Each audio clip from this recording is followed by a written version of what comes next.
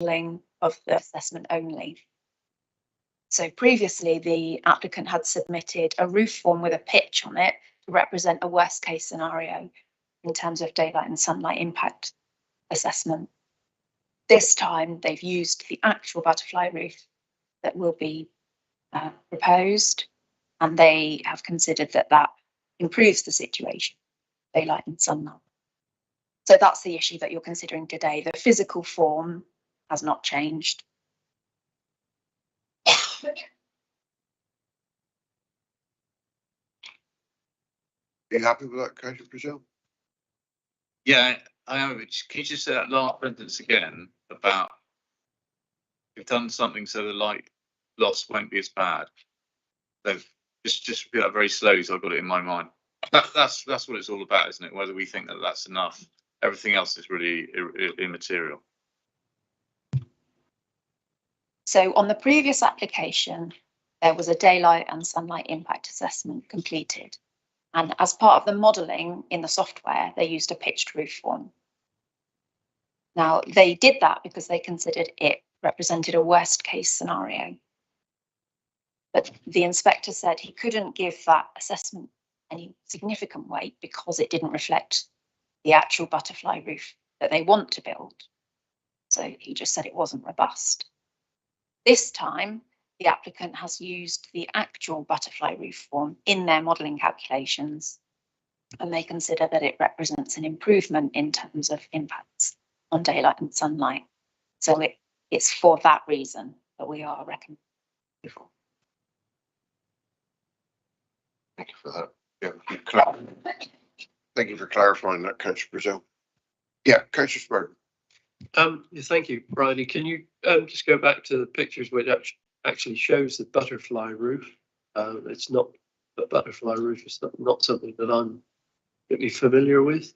And could you perhaps explain why that sort of design is? There you go. Yeah. Why is that design of the roof being chosen? That's not something that we can reconsider. The inspector have confirmed they're happy with the design. Fair enough. Okay. And we obviously consider the designs as they come in. Right. Okay, I understand that. Right. Yes, Councillor Long. Riley, appreciate your sort of clarification on the previous modelling being versus a sort of a pitch versus butterfly roof. But looking through the documentation, I would have liked to have seen some explanation in the documents as to the relationship of the pitch to the butterfly roof, because, you know, one was obviously they're saying was wrong in their terms of modelling, and this one is right. I haven't seen anything specifically in the documentation that shows me the comparison between the pitch roof and the butterfly roof. So I have problems sort of understanding how their remodelling looks like. I completely understand that, but obviously we have to accept the information from their consultants in terms of their professional qualifications. So I do understand that, but you know, we are taking their information. Okay, are there no further questions? All right, then we'll move on to we've got a letter from the supporter, Lucinda Davies, which I assume. Check. Oh, sorry. Beg your pardon. Jumping ahead again. Yes, can we have the objector, Mr. Rob Wheeler, first? Thank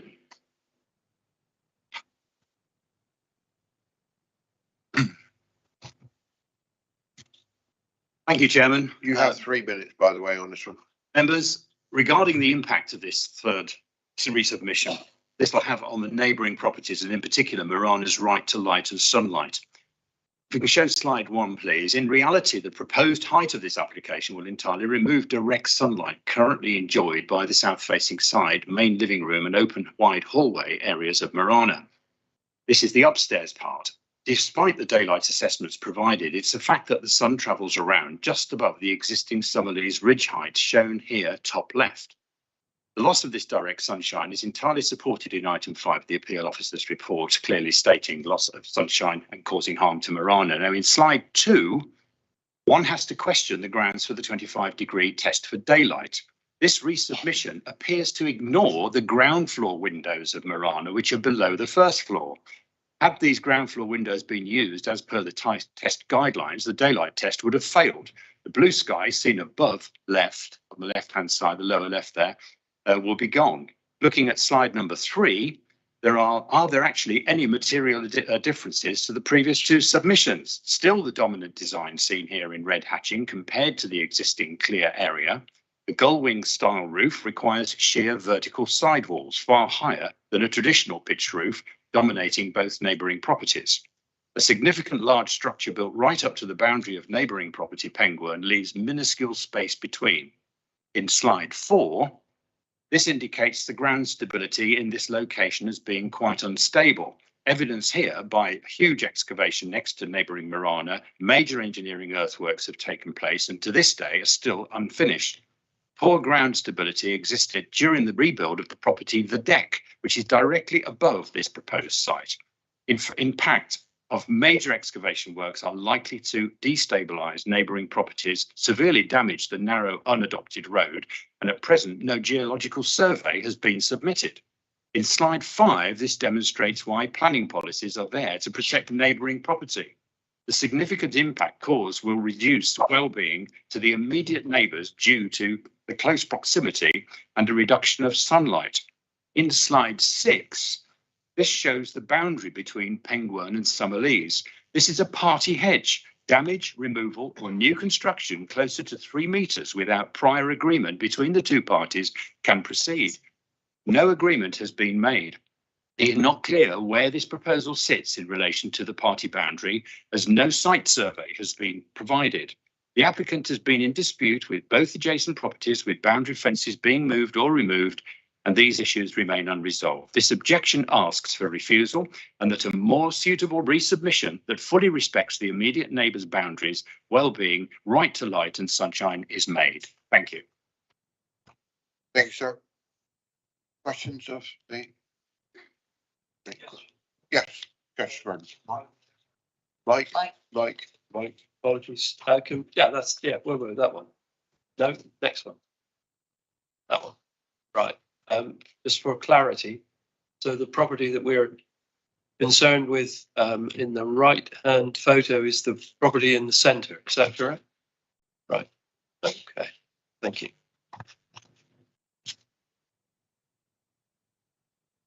Okay. Sorry. Any other questions? Any further questions? No, well, thank you, sir.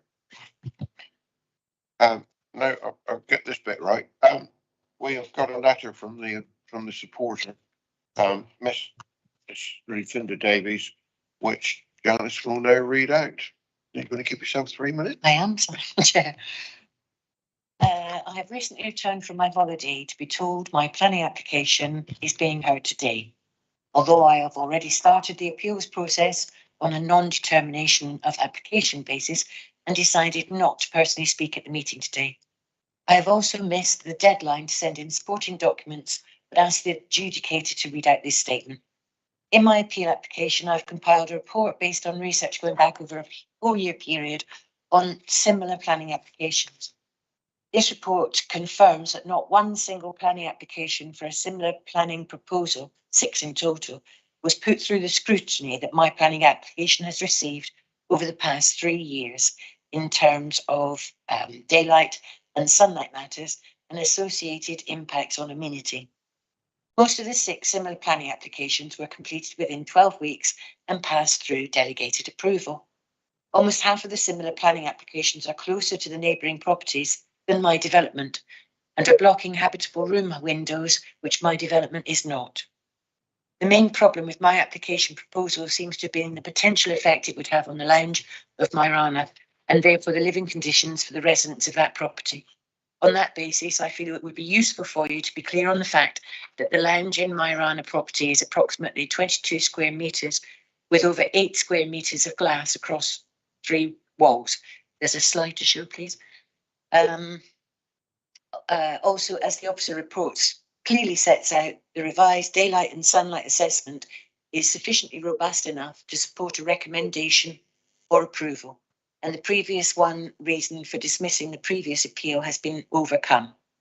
It's important to note that the inspector awarded cost 75% on my previous application, for the same objections being put forward by the town council on this planning application. I would therefore be very grateful if, when making your decision, you would keep this information in mind alongside the application submission documents, the contents of the officer report, and their recommendation for approval. Thank you. Obviously, we can't have any questions. Any comments, Mr. White? Did you say there was a slide? There was. I think we ought to make sure that is on this, is put on the screen so members do see it.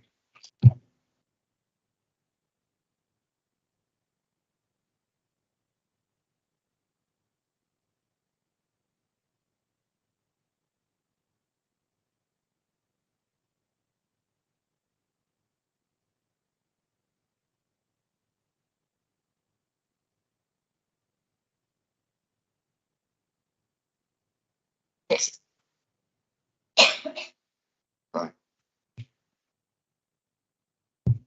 Numbers intent with that?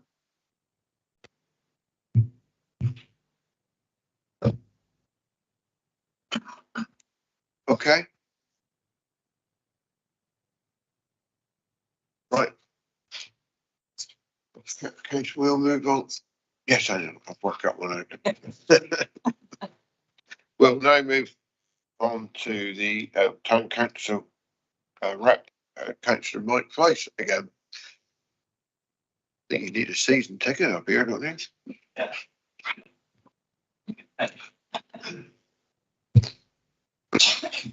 Hello again, members. Thank you, Chairman. I have to admit that Town Council looked at the revised plans for this and the revised daylight assessment. Although we have untrained eyes, we couldn't see any difference in the way that the projections had been done. Just a few changes of figures in the last sort of table. On that basis, we don't know how the applicant can say that the daylight has improved. In our opinion, the daylight problems to Marana still exist because the lines that were drawn from the top of the roof didn't fluctuate on the basis of it being a pitch roof or a butterfly roof. They showed exactly the same. So to our view, there is no change to the daylight assessment that has been carried out. Just some few figures changed at the end. I could be cynical and say that was possibly for the benefit of the applicant. In terms of some of the conditions that have been proposed here, we're very pleased to see the construction management plan is suggested. We've seen replies on the portal from the applicants, architects, that you don't need a construction management plan because it's very simple. You go in one end of Drake Road and out the other. But if any of you have been down Drake Road, you'll know that's not a possibility. Not for large trucks like the 7.5 tonners they're talking about. And also, we're pleased to see that there needs to be a geological survey. We've already seen the plans of the building 2 blocks down, where they had planning approval for putting in works to stabilise their garden because there was a danger of the house coming down. And we have grave concerns that a building of this magnitude and the excavation that's going to be required is going to cause distinct problems to both this property and neighbouring properties, and particularly the ones above it as well. So that's all. Thank you very much. Thank you very much. Members, yes, Councillor Hodson. I just ask, in terms of the in terms of the design and the general ambience of this proposal, do you consider it reasonable or over messing? I'm not trying to, sorry, it sounds like I'm putting words in your mouth. I'm trying not to. I just wonder whether you think it fits size wise at this stage, having had some amendment? No, we are totally against it, but we are only replying to, as we understand it, we can only respond on the basis of what the inspector has already proved. I mean, in our opinion, this house is in completely the wrong place for its size. And we've had this many times before in Salcombe, which is why the town decided to have a neighbourhood plan to try and stop these sort of things. I mean, our objection, which we put in again this time, but obviously it's difficult if the planning inspector has already overruled that objection, is that it doesn't comply with the neighbourhood plan, either in building setback or in the way that it respects the scale and design of surrounding properties. Remember, we're only looking at what the councillor said. Can't look at the building, it's actually. But yes, you may. Just for clarity, and I absolutely understand why Councillor Vice said that. Just to be clear, the inspectorate haven't approved the application. The appeals have been refused, but on relatively narrow ground. So I'd absolutely understand why he's saying that the inspectors have approved these elements, but there wasn't an approval granted on appeals. Just to clarify that, so members are. Yeah. Right, thank you. Any other questions, Councillor Vice? Right, thank you. Okay, we'll move on to the ward members. Who's going to go first this time? Oh, right, Councillor Pearce again. Right.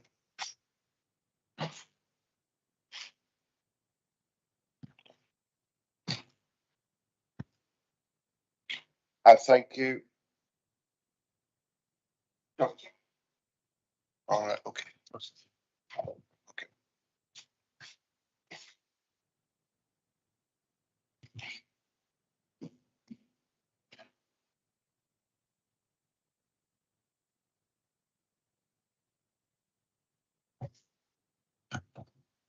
So members, as you've heard, we're really only here today to debate the overshadowing which will be caused by the proposal on the neighbouring property, Myrana, directly to the north of the proposal.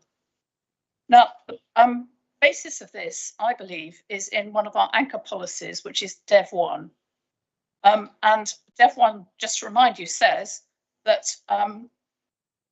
in addition to measures set out in other policies of the plan, development proposals will be required to safeguard the health and amenity of local communities as appropriate by ensuring that new development provides for satisfactory daylight, sunlight, and then it goes on outlook, privacy and protection from noise disturbance for both new and existing residents, workers and visitors.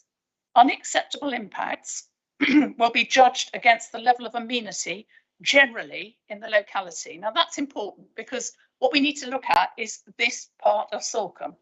I believe you may have been sent a number of other applications all around Salcombe.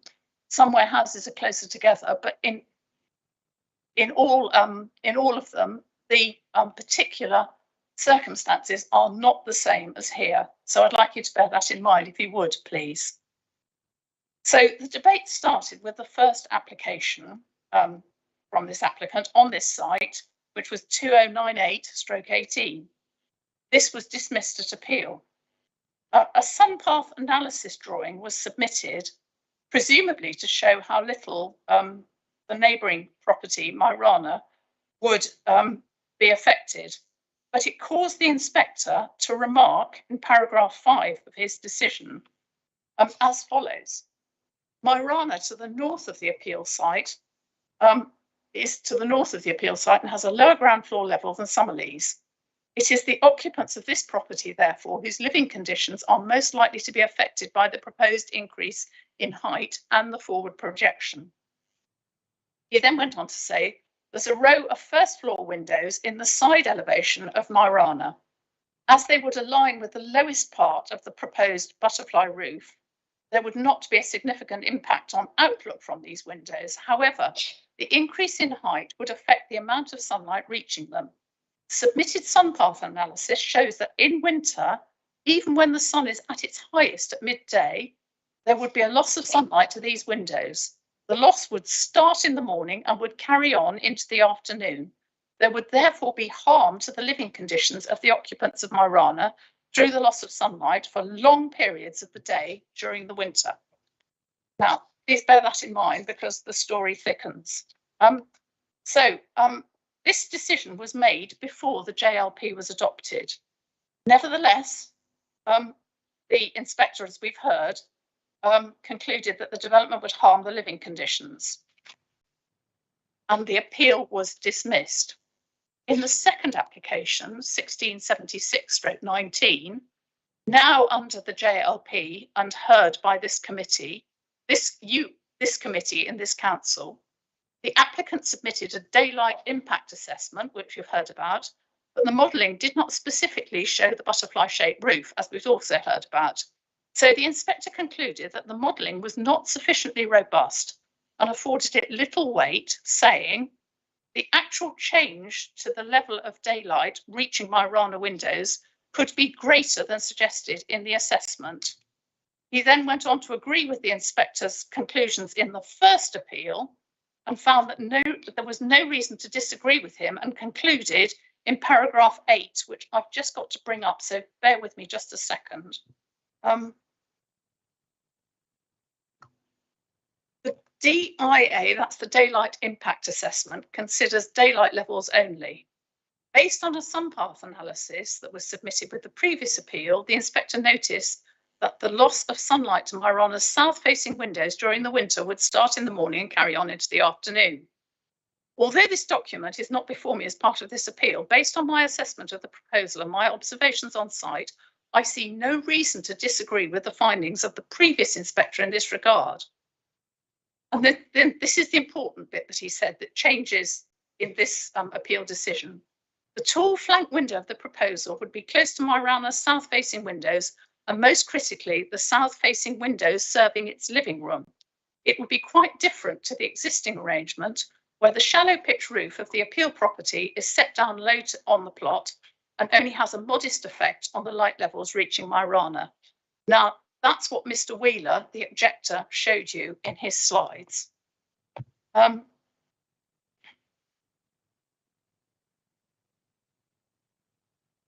he summed up by saying, sorry, hang on, I've got a bit lost here between my iPad and what I'm saying. Right. So again, the appeal was dismissed largely for the same loss of light reasons as the first. So on to today's application.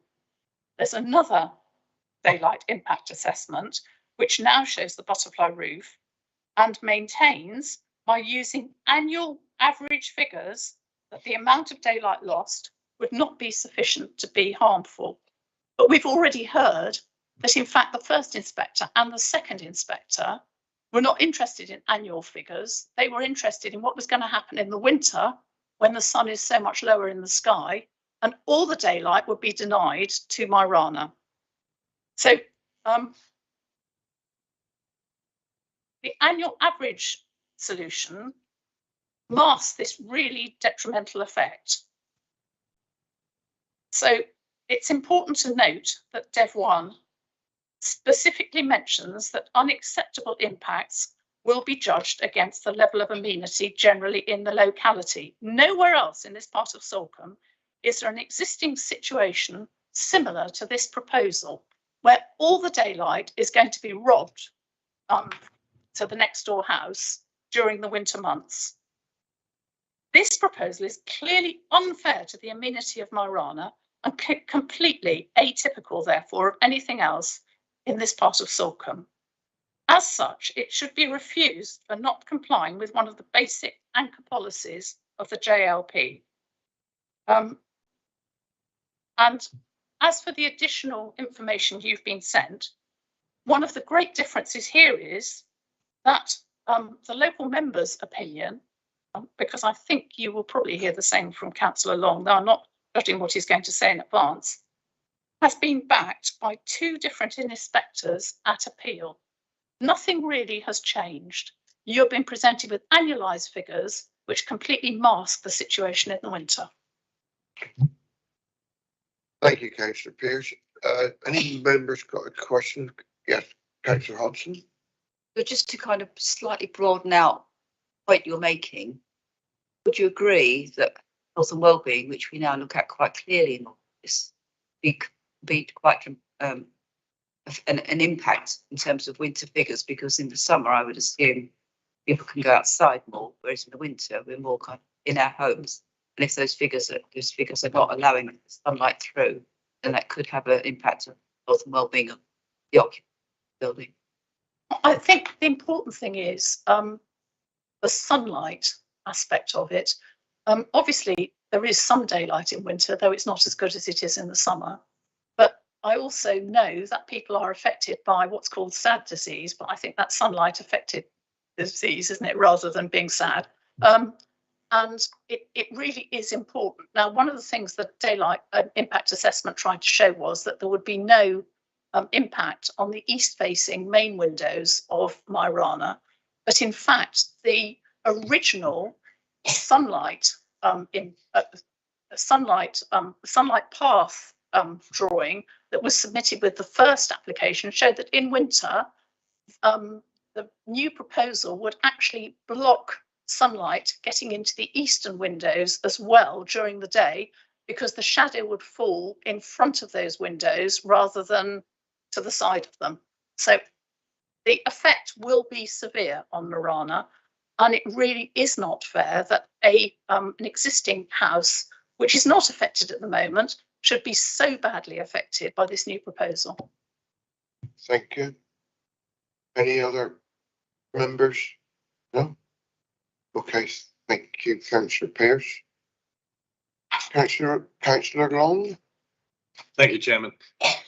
I think everybody's quite clear as sort of presentations that the impact is daylight and sunlight, and that the main impact is to Myrana. I have to raise the point that the reason for the impact of the sunlight and daylight loss to Myrana is due to the design of the property. And obviously we're being told we cannot sort of consider that, but in sort of criticising and sort of confirming that there is loss, the design does come forward and I believe is an issue.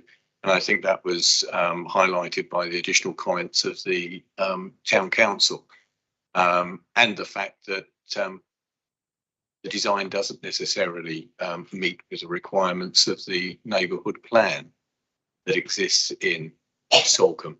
But I think the key thing is that it does come back to one of our key policies, as Councillor Pearce has said. It's Dev 1, it's safeguarding the amenity of residents. I think Councillor Hodgson has picked up another point about the health and well-being in the winter. And I think what members really have to look at is quite clearly see, has anything changed in the applications that have been before us and been before an inspector?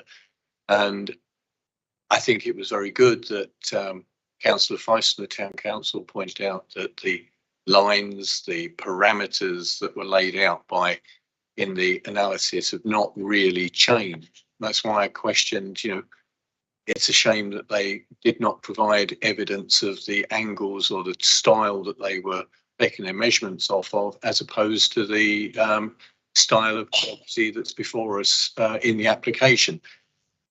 It comes down to the fact that, it is harming living conditions for a resident.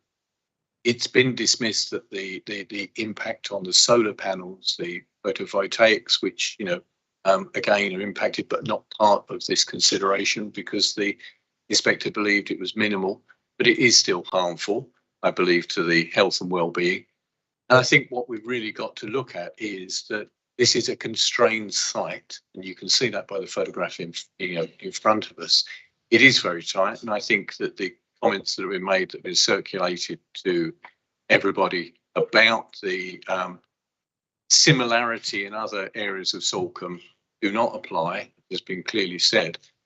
So I think what members have to do is to look at this. Has anything really changed in the applications?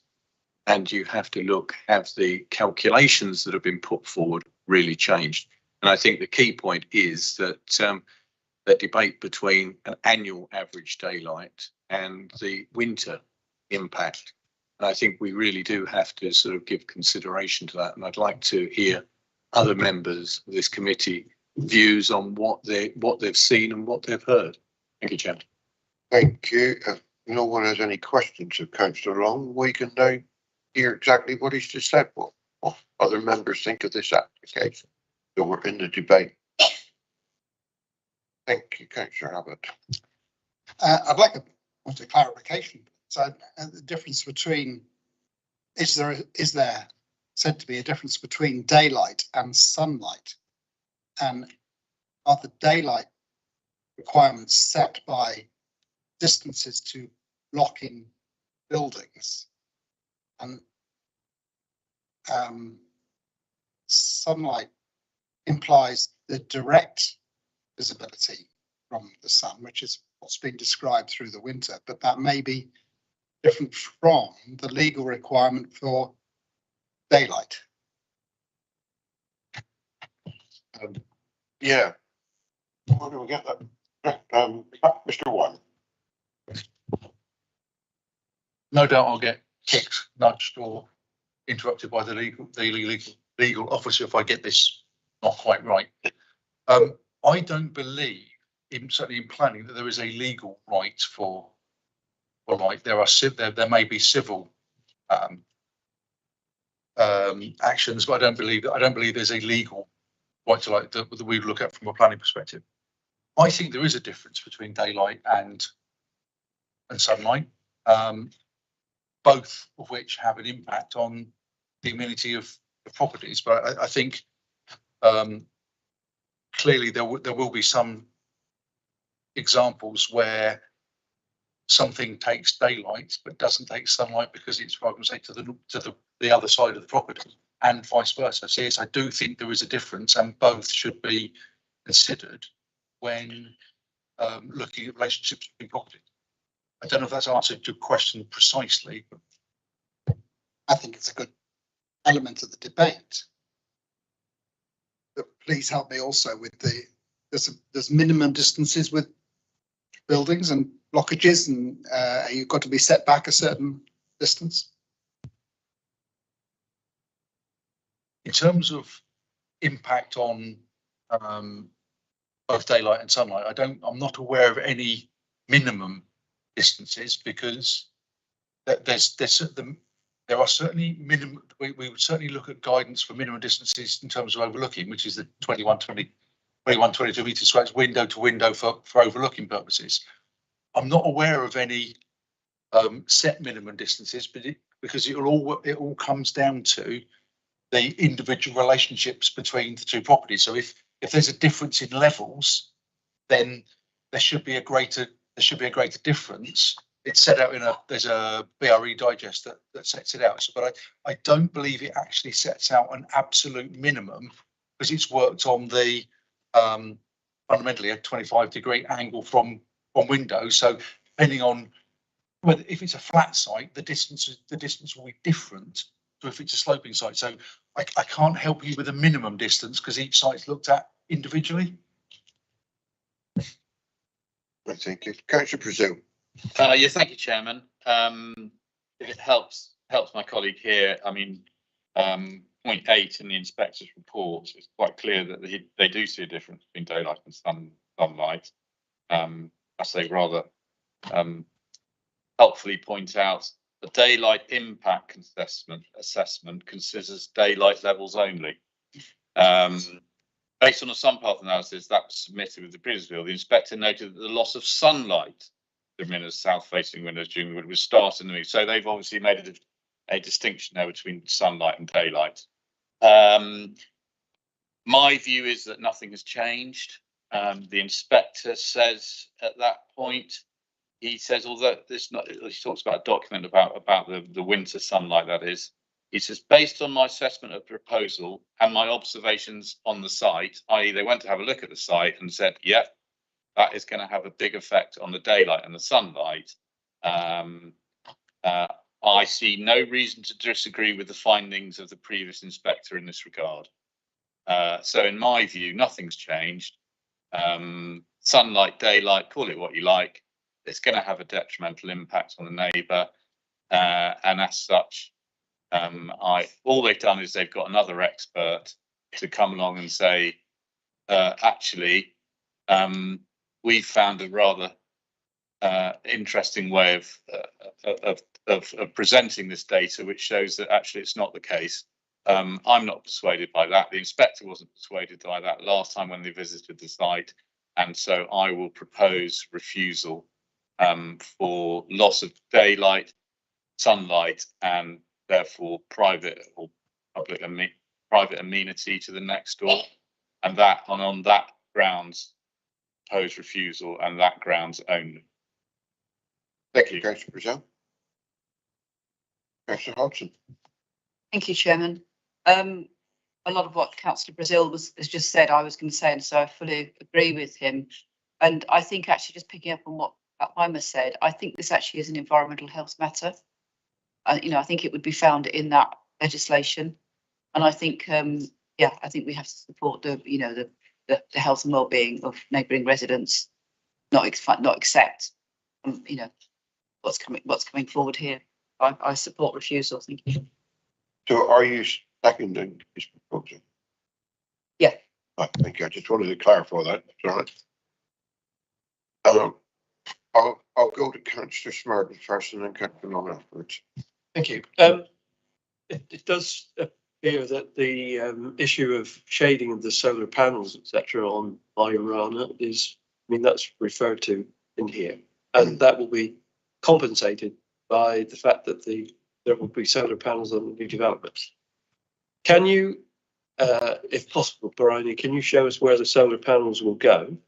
Because, I mean, I'm a bit perplexed, because if they're going to go on they're saying that they're going to have a sedum roof, which is a living, growing roof. How are you going to put solar panels on a living, growing roof without shading out, without killing it?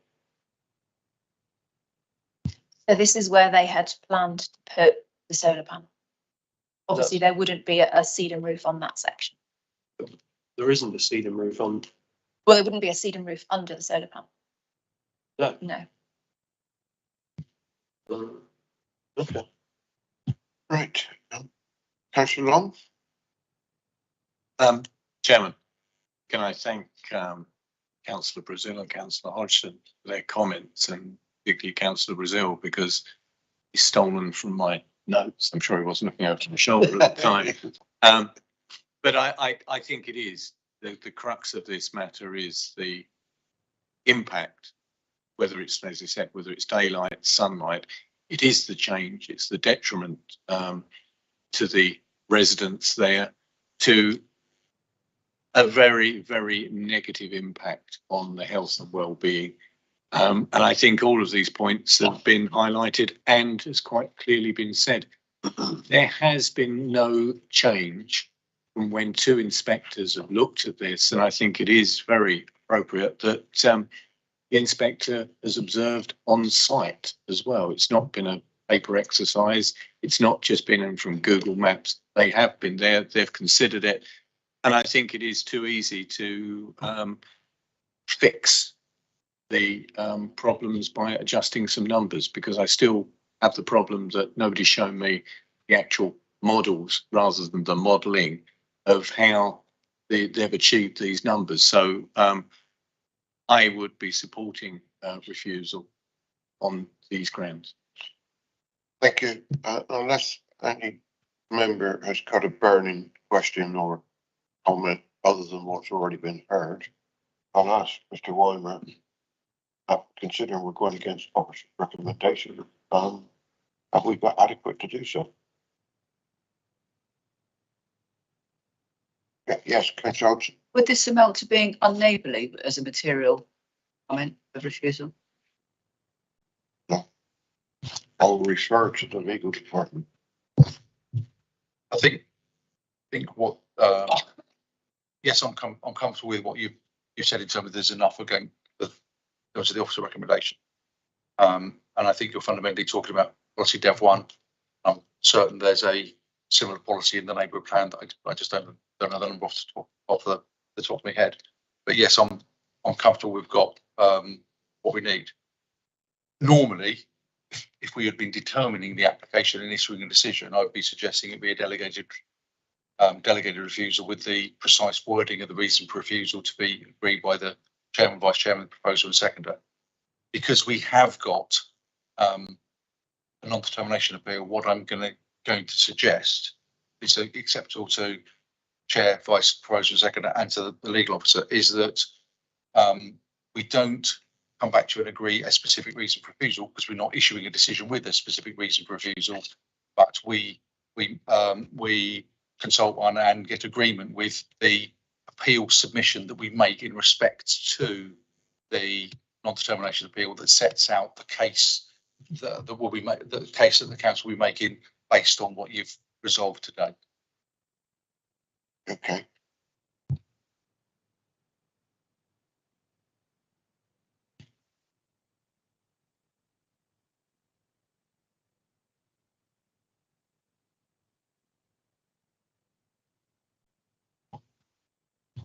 Jim, just trying to come up with a form of words for you, because it's not entirely clear. Whilst your debate indicates which way you want the appeal statement to go, what was being proposed doesn't actually say which way you want to go.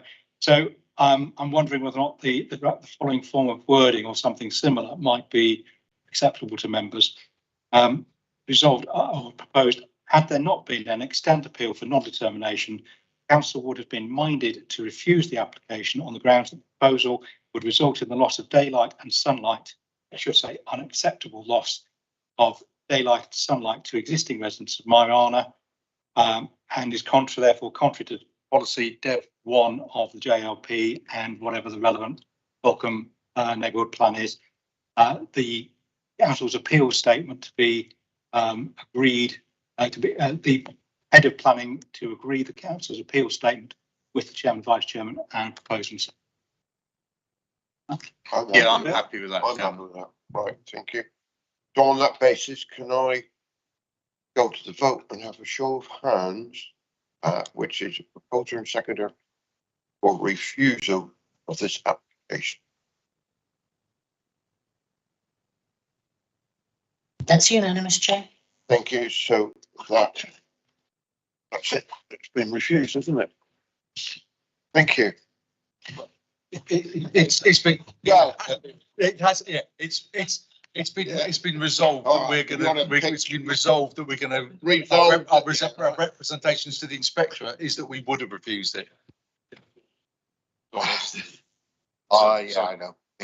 Get your words through it. Okay. Right.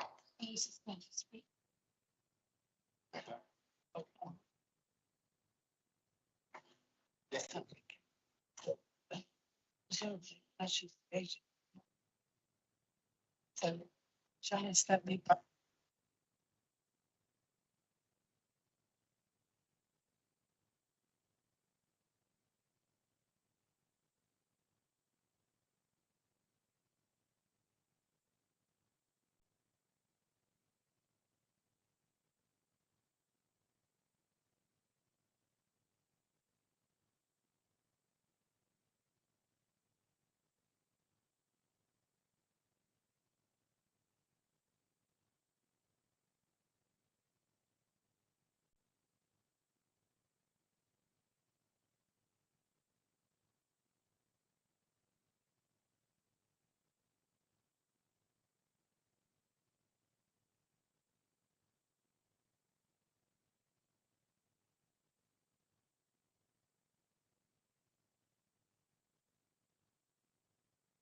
Okay, right.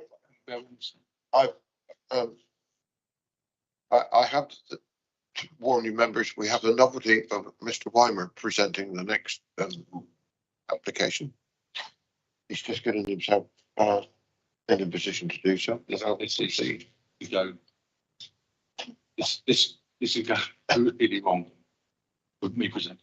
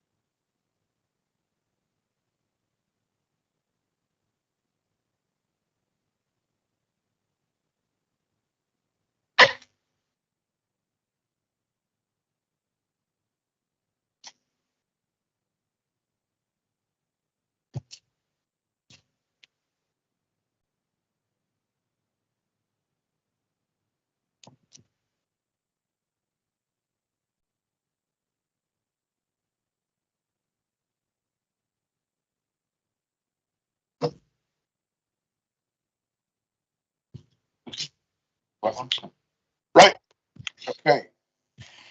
We move on to application members. Thank you. We move on to application 0050, 22 full. Land at the Mounts, East Harrington, Totnes. We've already seen the reason why this is here. Mr. Weimer, would you like to present the case, please? Yes. Yeah, sorry about that. Thank you. Thank you, Chair. Unfortunately, the case officer for this application and one this afternoon isn't very well and is unable to attend committee either in person or over Teams. So I'm presenting the application. I have had a chance to go through all the papers. I clearly won't know the case as well as the case officer, but I'm hopeful that I'll be able to answer any questions members have got. So this is it's an application for a temporary agricultural workers dwelling at the Mounts at East Allington. The application site is on the screen now. You've got the access down an existing track to the site, which is the rectangular piece at the bottom, which is not shown on the map because they're relatively recent, next to relatively recently constructed agricultural buildings. So it's next to the sort of livestock buildings. It's on a 127 acre holding and isn't in the AONB. So I'll go back to so if you look at the rectangular site area is here. So to the left of the site, you've got two agricultural buildings that have been relatively recently constructed. I'm sure the agent will better answer the question when they're constructed, but it's been in the last couple of years. There's indication of that it's a mobile home. It's a timber clad sort of lodge style mobile home that will be on the site, as you can see there. It's the red rectangle. This is elevations of what the mobile home is likely to be. As I say, it's a 15 meter by 6 meter mobile home, well within the parameters of definition of a mobile home, and it's I say timber clad. So great, some photographs. This is the site with looking at it with the off from the existing track with the back to the agricultural buildings. That's the agricultural buildings that have, as I say, relatively recently been constructed, and that's just next to the site. Again, next to the site. And this is the view looking back down the track towards the road. You can't see the road because of the topography. It's at the end of the next field with the hedges. It's the road is the other end of that field. So the key issues is that our agricultural consultant has clarified that yes, there is an agricultural justification for this temporary dwelling. We're suggesting on a 3-year period that will enable the applicants to continue to build the holding, and would then at the end of that temporary period either be able to justify or not a permanent dwelling on the site. This is entirely in accordance with joint local plan policy. You'd expect a relatively new agricultural enterprise to come in for a temporary dwelling first. We're happy with the proposed landscape enhancement measures, including new hedge bank that would screen the, I wouldn't say screen the development, so it's invisible, but certainly would mitigate any harm direction of the new agricultural buildings nearby. I would expect any permanent dwelling, if a permanent dwelling was justified in the future, to be within sight and sound of those agricultural buildings. Given that there'll be a degree of services put in for the mobile home in terms of drainage and power, I would expect that if a new permanent dwelling came forward, it would be on or adjacent to the existing site, because why would you then spend more money getting services into a different site? So I would expect it to be close to, in that sort of area, close to those existing buildings, yes. Okay. Yes, Councillor Presume. Thank you, Chairman. Yes, having read the report, Seeing that there are no objections, given that the agricultural consultant has said that it requires there is need for a temporary dwelling at this stage, temporary, and that the landscape officer is also happy with the landscape mitigation, I would propose recommendation for conditional approval as per the officer recommendation. Happy to second that, Chairman.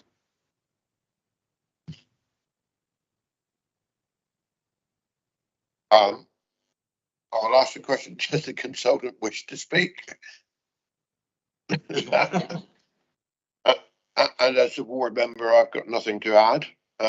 So therefore, you've had a proposal from Councillor Brazil, seconded by, there was a fight between the two, but I think it was Councillor Smurden got there, that we, a proposal that we approve the officer's recommendation for this application for approval. Can I have a show of hands, please? That is unanimous, I believe. It is unanimous, Chair, thank you. Thank you, members. And I would ask the. Yeah.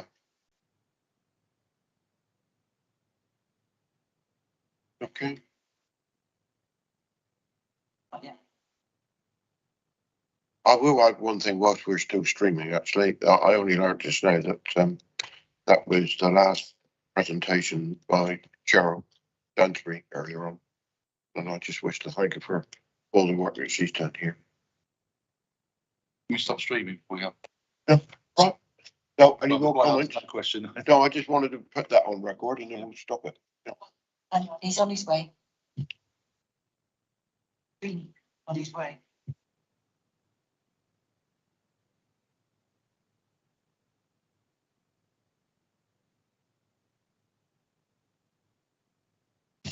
Exactly. Well. That's probably yes.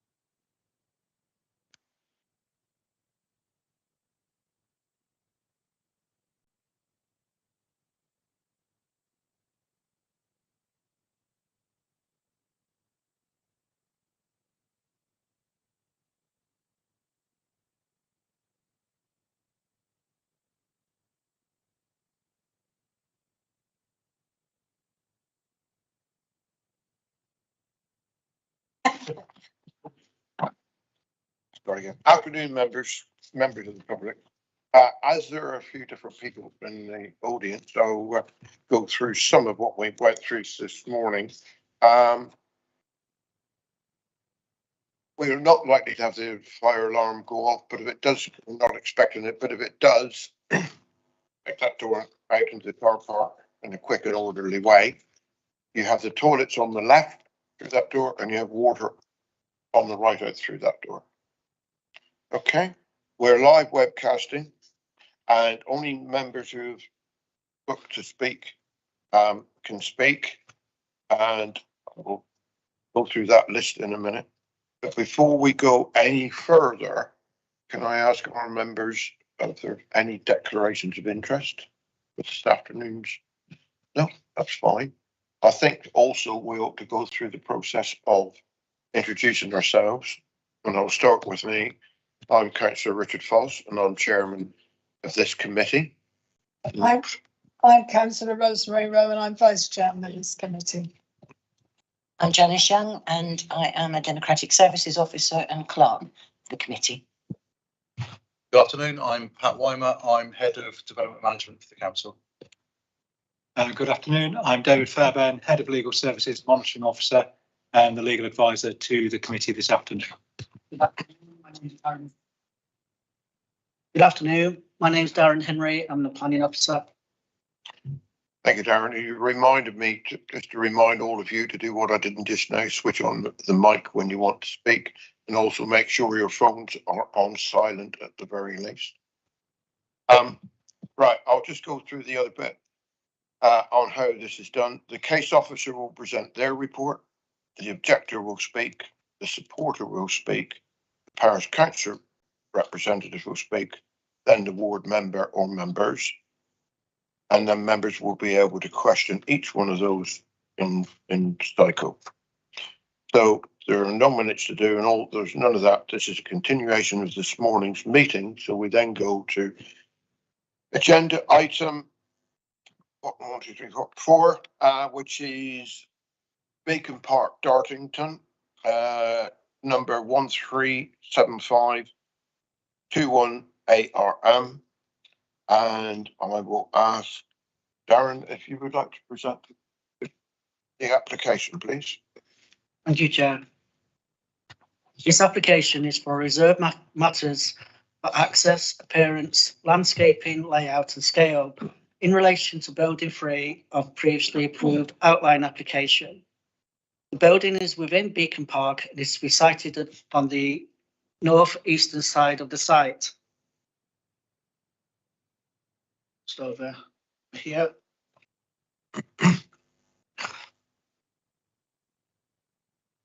It's the building is adjacent to the A385 to the rear and the new proposed access road into the site. As members are aware, Beacon Park comprises an existing industrial site in Dartington and is included within the allocation of employment sites in the joint local plan for 11,300 square metres. Members may also recall that a previous reserve matters application for buildings 1 and 2 was also approved at committee on 11th September 2019. In comparison with the previous approved outline application, building is now orientated to the side with regards to the entrance and rear to the main road. The proposed building has offices on the east elevation. As you can see here, the building is going from side here as compared with the previously approved. It was orientated this way. The building needs to be 29 metres long and 12 metres wide, 6 metres to the eaves and 7 metres to the ridge, with the floor space providing 330 square metres of employment space as compared to 288 square metres in the outline permission. The key issues with this application are the scale of the building, drainage and landscape.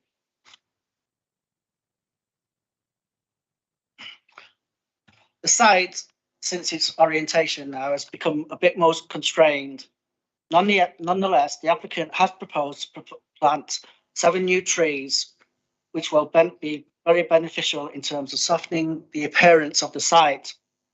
It's also proposed that the applicant is going to replace trees to the rear which have suffered from ash dieback. Back over here. The tree officer and landscape officers were consulted and both are supportive of the scheme, subject to conditions.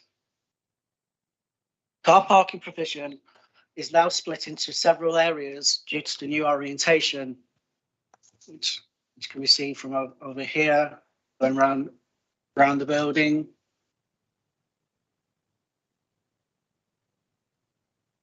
Nonetheless, the provision is more than adequate with 15 car parking spaces. The applicant has confirmed that the existing management company for the Beacon Park will maintain the surface water. The surface water runoff will be contained within an attenuation tank and discharged at a control rate into the watercourse. It's also proposed that a new water treatment plant for building 3 will take the foul sewage.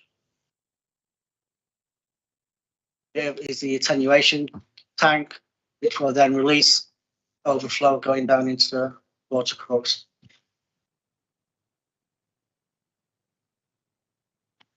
Building 3 will measure 29 metres by 12 metres, creating 348 square metres, and provide 330 square metres of employment space. This is an additional 42 square metres to what was indicated at outline. Of the allocated 11,300 square metres, this amounts to around 3%.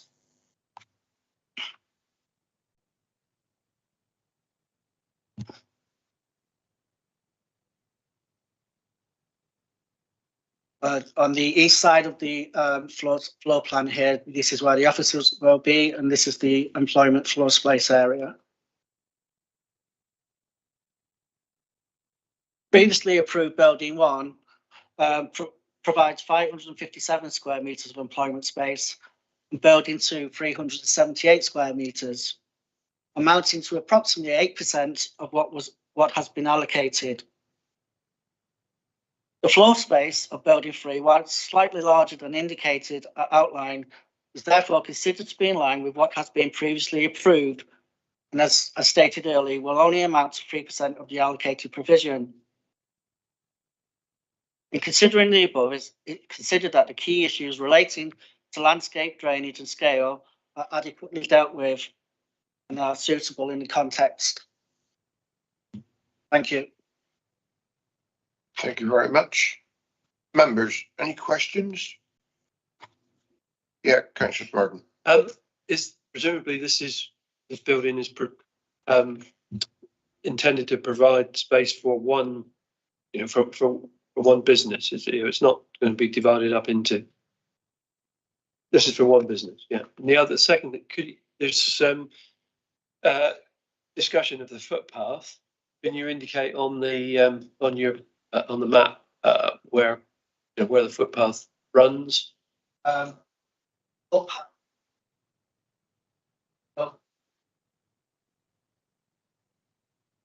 Right. Continues on through the remainder of the site, Yes. which is yet to be developed, and then out onto the lane. Right. Okay. Thank you.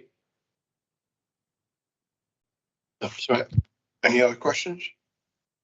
No, right. Well, thank you. So we don't have an objector. Right. Okay.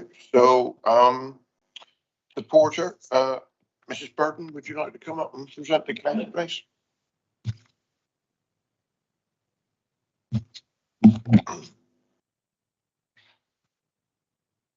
Good afternoon, members.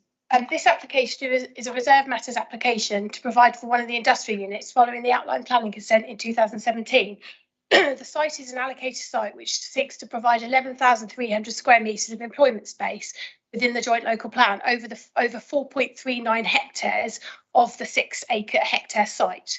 The proposed new building number 3 is to the northwest of the site, 29 metres by 12 metres in size, and will run parallel with but at a much lower level to the A385, which runs along the site's boundary. Building has been orientated in this way to reduce the amount of engineering works needed on the site and to provide an easily accessible building, which is located at the same level as the 14 car parking spaces and the pedestrian access into the building from the south elevation. The applicants have been working with with Devon Wildlife Consultants throughout the course of the development, which has seen 2 employment buildings already delivered and occupied by Schiller's Bridge Garden Machinery and ARM Spares, providing local employment and business premises. Devon Wildlife Consultants have advised on the use of the 1.61 hectares of the site that is not part of the outline consent, which has been made over as a wildlife habitat with a 20-metre habitat corridor along the southern boundary, a wildflower meadow and attenuation pond, as well as further tree planting and screening internally. 7 trees on the roadside boundary have suffered mass dieback and have been removed and replaced with 9 trees, and 7 trees are proposed on the landscaping plan you've just seen as part of a wider landscaping scheme across the entire site. The proposed employment building is to be erected on site by a local contractor using locally sourced materials and will be insulated with high levels of insulation to the walls and roof, together with box profile cladding, and will include good use of solar gain and efficient electric heating and a cooling system, as well as PV panels to the roof to enable low running costs as well as compliance with DEV 32. The applicants have provided the bus stop adjacent to the A385 as required by the outline planning consent and have made provision for a pavement that runs along the spinal road throughout the site, which will link Droitwich Lane to the east, which therefore provides a footway for employees to walk to work. The applicants have also installed a new entrance, providing a safe access to the whole site. The officer's report has confirmed that there is a significant need for new employment units within the South Hams district, and this proposal would go some way towards addressing the shortfall. This is further confirmed by the fact the applicants have a waiting list and a tenant already lined up for this building. The site at Beacon Park is an allocated site within the joint local plan, and the proposal has received no objections from all of the relevant consultees, including the landscape officer, the tree officer, the Devon County Highways officer, the Devon County Drainage Engineer and the Environmental Health Officer, and therefore the application has been supported by the Plan Officer subject to conditions, all of which we fully support. We very much hope, therefore, members, that you will support this application and help to create a much needed additional employment building for the district. Thank you. Thank you. Questions? Councillor Abbott. Thank you. The case officer referred to the northeast, maybe of that little section, and you referred to the northwest, maybe of the whole lot. Is that the discrepancy? Yeah, I just put that in because it's on the northwest of the site. Numbers 1 and 2 are on the far northwest. Yeah. Ours is on the northwest adjacent to it, but it's not. The northeast is next to Droitwich Lane. I mean, can you put?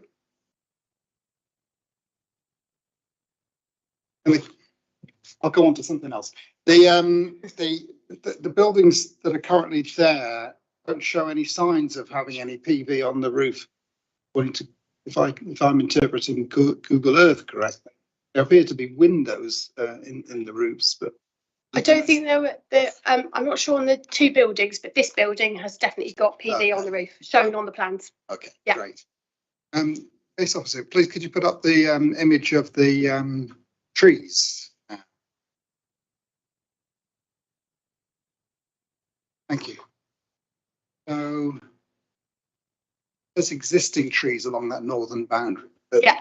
So the 7 have gone into that amongst those existing trees. So where the green cloud shape on the northern side, that was where the tree boundary was, and is 7 trees that were told to remove by the tree officer because they had got ash dieback, have been removed from that section, and 9 have been planted there instead on that buffer against the A385. And then the red circles show the new 7 trees that are in addition in the landscaping scheme. Yes, okay. And? 7 have gone, and therefore 16 will be replaced. 9 already planted and 7. Yeah. Any further questions? No. Thank you very much.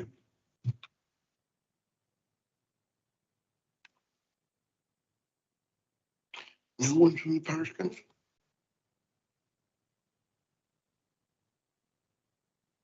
That's what I thought. That's right. I just carried on.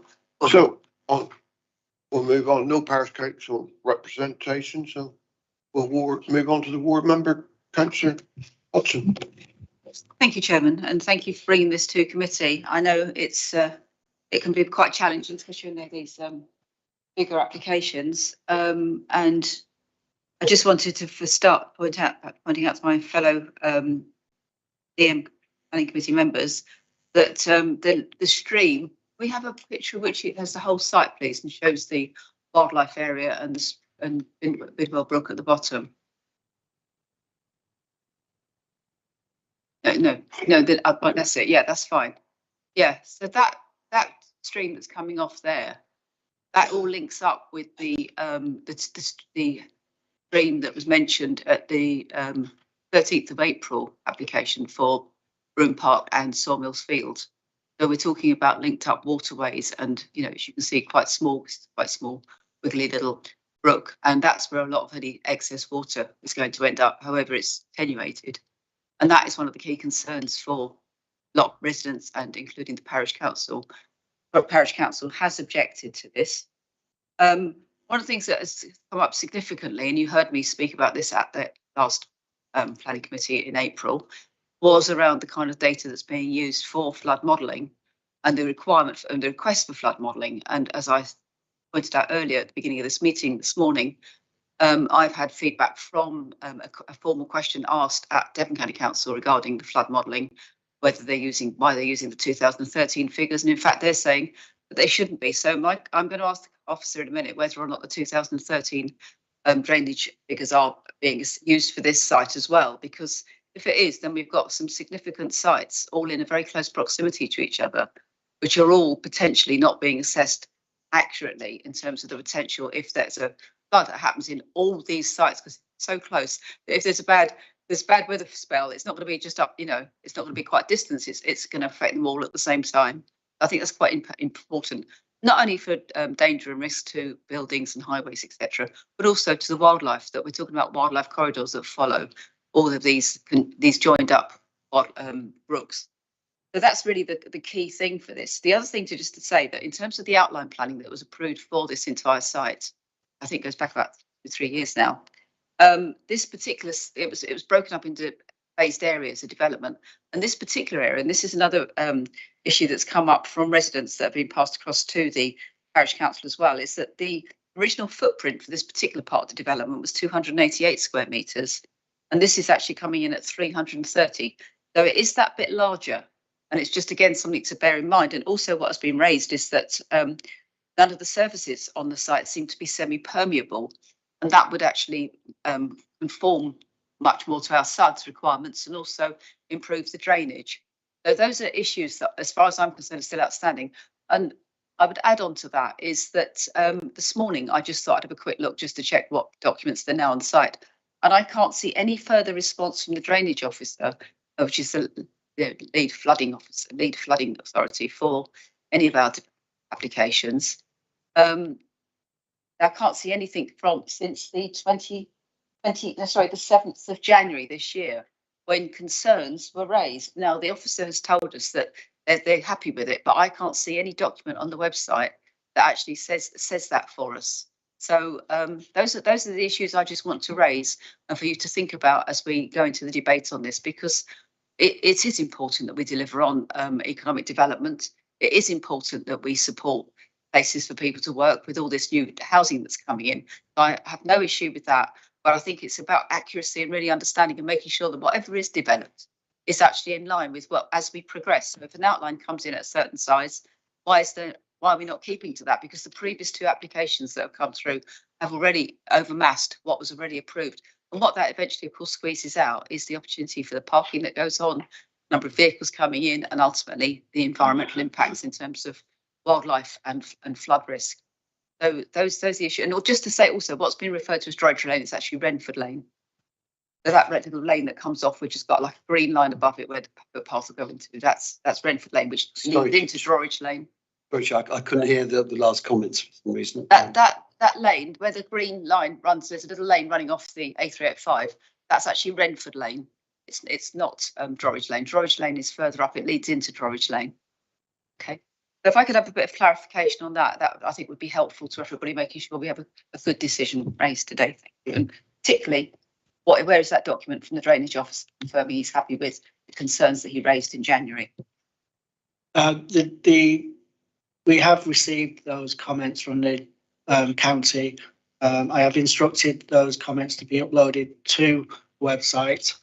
But I can assure you that they have been sent through, and they have removed any previous objections, are satisfied with the maintenance scheme submitted.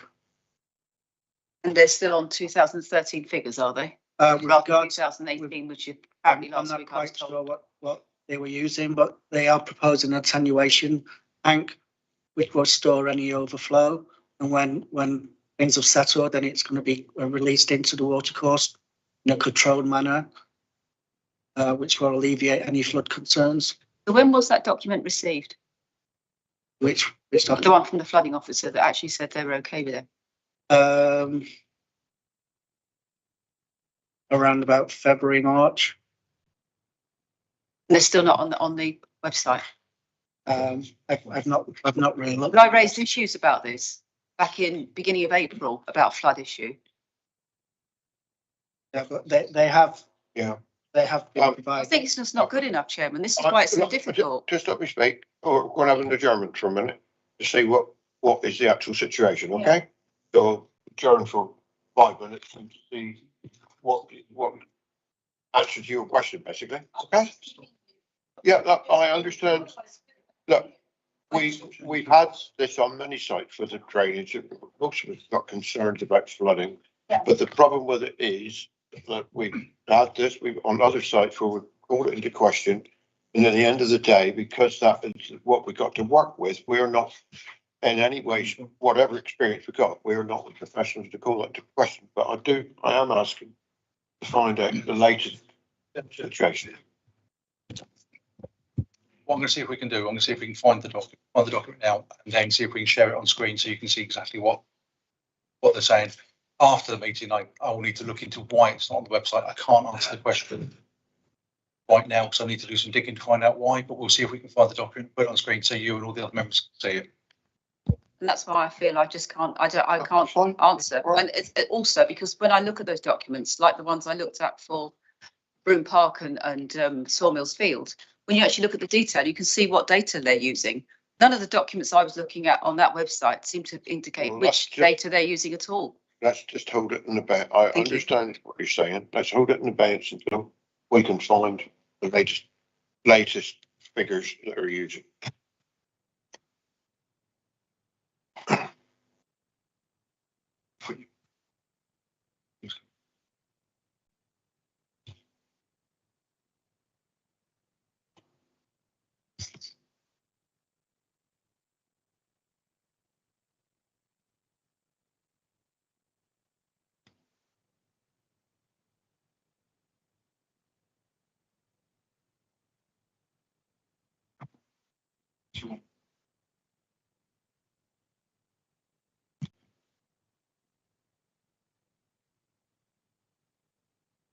We are formally adjourned. Read Right.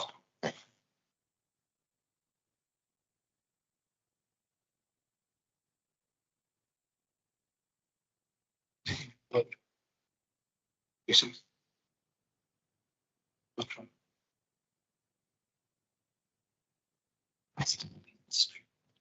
Yeah, midstream, yes, it will be.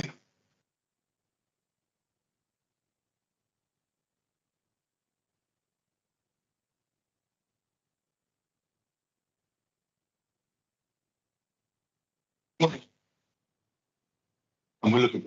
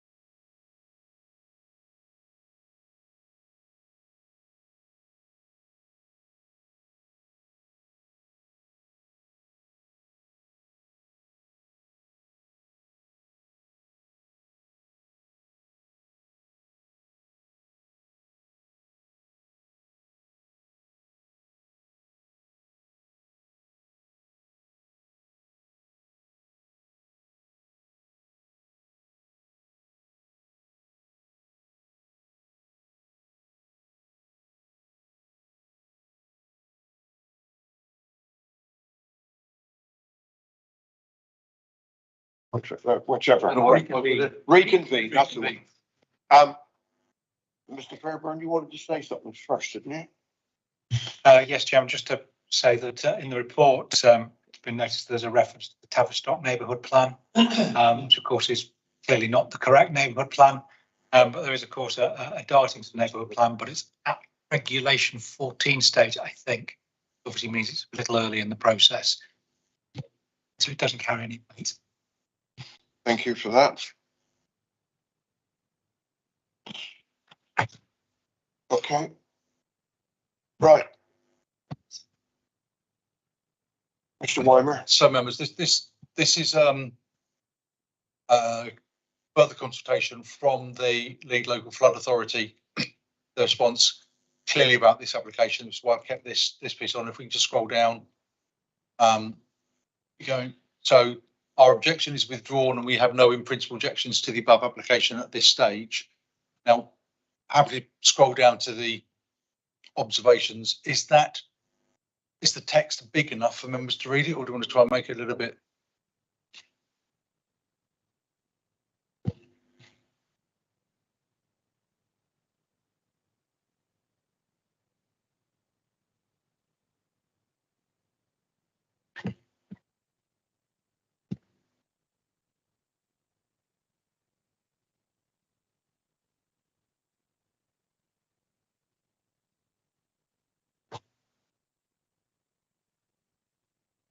Members read that before? No, yeah. So that just, so then there's the bottom of that. I very much apologise that this wasn't online. I need to get to the bottom of why it wasn't. So I can only apologise, but clearly we have had that response. Right. Thank you, Mr. Weimer. Do you want to continue with your board member presentation? No, I'm just saying that I think that, there's a big issue around flood management. This is, I presume it's Joshua who's written this, his surname, yeah. So he's at that stage still talking at like 2013 figures. So I think we need, what I'm going to say is that I think I see no reason beyond this that we shouldn't say yes. But I think what I would like to feel is that we look very much more clearly at the overall site here, because we've got an outline planning. This is the third one that's come in oversized. And I would like to understand what happens with the fourth and the fifth elements. Are they going to be squeezed up, or are we going to suddenly see massive overdevelopment of the site? Because, we need to have, my understanding is we need to line up between what comes in at outline and what is actually approved at ARM. Otherwise it's just, people will come in with outlines that are just like, catching us out. And also the fact is, I think we need to have a proper review. By the time anything else comes in, we need to make sure we're looking at the most recent figures. Now, I understand from Devon County Council, as of the 1st of September this year, they will be requiring 2022 flood management figures. So it's going to be far more stringent. So this might actually possibly be the last one that actually comes out onto Beacon Park. So I think it's important that we just be aware of that. So yeah, I'm not going to object to this. Okay, right.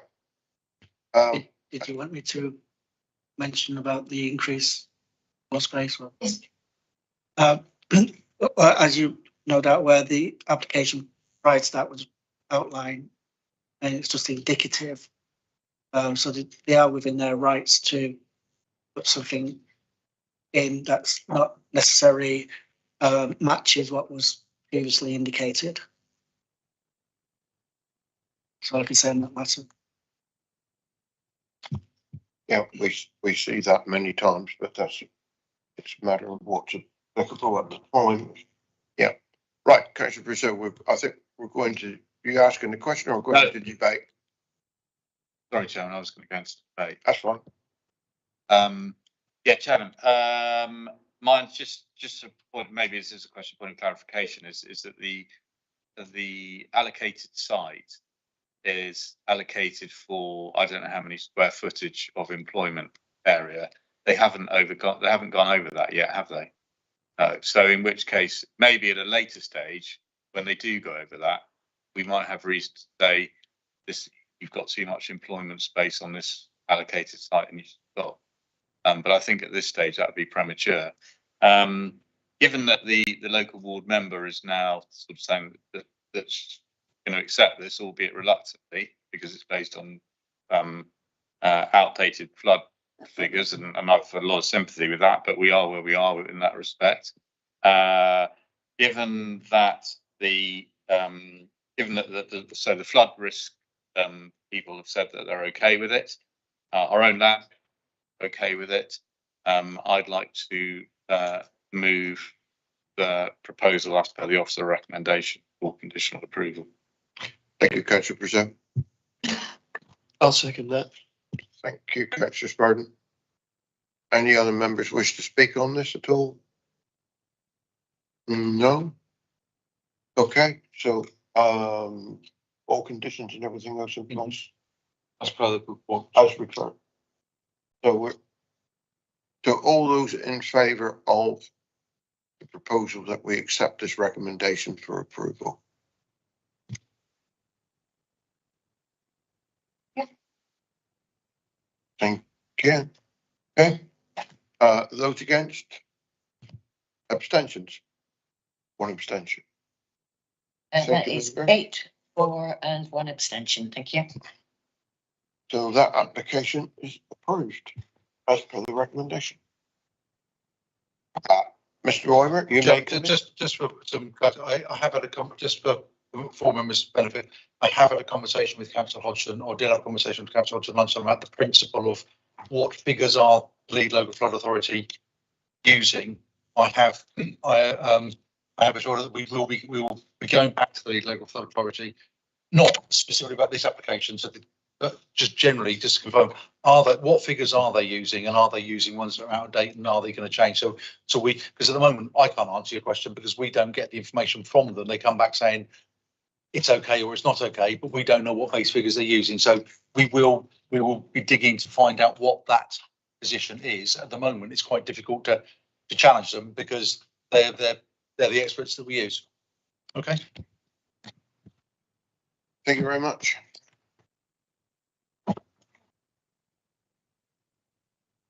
Right. Just give it a few seconds. If one of our members is going for a comfort break, which is fine. In the applications, can I just ask, actually responsible for making sure that the documentation that should be up on site is on site? Was the last one for Dartington that there was a particular document that hadn't appeared on the websites, and it appeared 3 weeks later, which is like ludicrous and really frustrating. There isn't one person responsible, and to be honest, if there was, I wouldn't throw them under the bus in a public meeting. But I need to get to the bottom to find out how the document came into us and why, and if it hasn't gone to the right people who upload it, why hasn't it, or is it just been missed and been uploaded onto the system, and it hasn't been, the button hasn't, or the box hasn't been ticked to go public. Because when you get documents in, they go onto the back office system. The vast majority, in terms of planning application, also go onto the website. Not everyone, because there are certain things that you aren't allowed to publish, like medical information, etc. So you have to do a double tick to make sure it's then published on the website that updates overnight. So until I look into it, I honestly don't know which element of the team or what's gone wrong with this specific one. And once I found out what's wrong, then we can make sure that there must be learning points to that and make sure it doesn't happen again. But at the moment, I don't know where the issue lies. Sorry, can I just ask about surely when we actually validate something that's ready to we press the button and say, okay, out for public consultation, out for, that 6-week period. I mean, if this came in at the beginning of March, why is it that, surely, to be honest, I would have thought it was the case officer would just double check that everything's ready to go.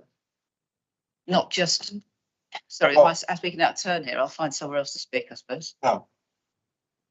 This is not on the agenda. I understand what you're saying, and I understand about the flooding and everything else. But it's just validation. Yeah, that's fine. Yeah. You've raised the point. I think Mr. Weimer has assured you he's going to find out why that this particular item went wrong, and that in the future that it doesn't go wrong or shouldn't go wrong. If you've highlighted it, and I don't think you could do any more than that today. So we're going to move on to the next application, which application 5E, which is Linhay Barn, Bud Lake, Ermington, which number is 470121 full. And the presenter is, for the second time today, second time this century, I think, probably. Mr. Weimer is going to present it. It does sound a bit harsh, but it's probably true. I didn't mean it to be harsh, just unusual.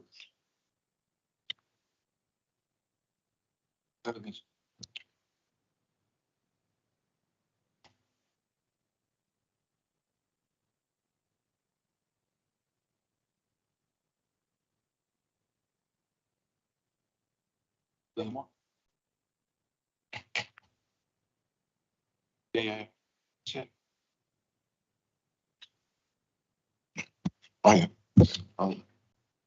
Okay, members. Again, similar to this morning, unfortunately, the case officer isn't very well today, so I'm presenting in her stead. I have gone through all of the documents. I'm confident I can answer the vast majority of any questions, but clearly I won't know the site as well as the case officer, but I still think I know it. I went through all the documents yesterday and last night, so I'm as confident as I can be that I know the situation. So we have, as in the report, we have an application for a new dwelling at Linhay Barn, Bud Lake at Ermington. That's the application site. The building to the left-hand side is, well, I'll come to in a second, is where there is already planning permission with the conversion of the Linhay Barn to a dwelling. That was approved in 2017. Again with overhead, you can see where the building is here, and then the village of Ermington is just to the right hand side. It's not that far, it is outside the village, but clearly not that far outside the village. So we now have a site plan. So the proposed dwelling is here, and so you get bearings when you see some photographs. The existing building that was approved in 2017 for conversion of dwelling is here. The proposal is very much for a contemporary, low impact dwelling with timber cladding on the walls. It's the south and west elevation and the north and south. Sorry, north and east, my mistake. And this is just if members have got any questions about the approved layout, I can come back to this drawing and the elevations. So some site photographs, and I apologise if I've got the directions wrong. I don't think I have, but I'm certain that the speaker will correct me when they have an opportunity. So this is looking at the site, looking back towards the road. Again, on the site, looking across towards the building that's got consent for approval. I've got some pictures of that just in case there's some questions later. And then this is this is further at the site, looking back towards the barn, and so the site is to the right hand side of the barn. Now the key issues here, I think is twofold. My reading of this is the application is for an agricultural workers dwelling. The barn conversion the barn conversion approval is an unfettered, non-restricted building. The officer's view is that there is an agricultural justification for a new permanent dwelling at this stage. I acknowledge that there has some work being done. The holding is about 13 acres, and that the applicants have had for the last 2 or 3 years. And in that time, they planted about, I think it's 200 trees altogether. It's about 150 fruit trees and about 50 nut trees. So that there's clearly some agricultural activity going on, but our consultant didn't consider that there was justification for a permanent dwelling at this stage. But I don't think that's the only strand of the case that's being put forward by the applicants, in that they're clearly stating that in their view the conversion of the linhay would, in their agent's view, destroy the character and function of that building, which there's no doubt is a non-designated heritage asset. And the construction of the proposed dwelling will create a significant biodiversity net gain compared to the conversion of the linhay. So my reading of that is there's effectively two strands of a case being put forward on behalf of the applicant. Firstly, agricultural dwelling that we don't consider is justified. But secondly, it's almost on the lines of it's a replacement dwelling in that we've granted permission for the barn conversion.